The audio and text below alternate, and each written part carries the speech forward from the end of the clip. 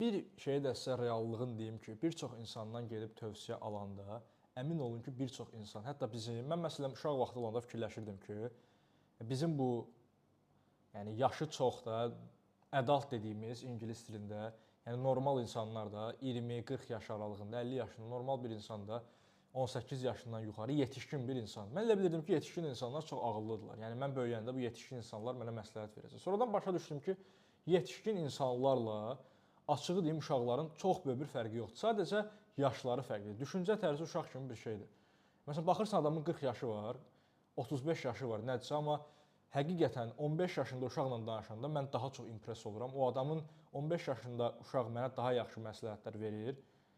Nəinki o adam, yəni çox qəribədir. Yəni yaşa həqiqi çox da belə fikir verməyin ki, kiminsə yaşı yuxarıdır, sizə ideal məsləhət verəcək, işlə, həyatla bağlı, sizə yaşamla bağlı məsləhətlər verə bilər.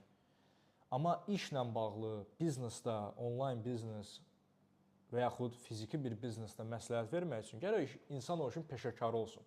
Və yaxud o işi eləsin, deyək ki, o işdə uğurlu olmasın. Heç olmasa elə məsləhət versin. Amma 90% bizim yetişkin adlandırdığımız insanlar, açıq sizə deyim ki, sadəcə yaşı çox olan, yəni insanlarsa adamın yaşı çoxdur. Təcrübə sıfır. Sadəcə adam illər ərzində yaşayıb.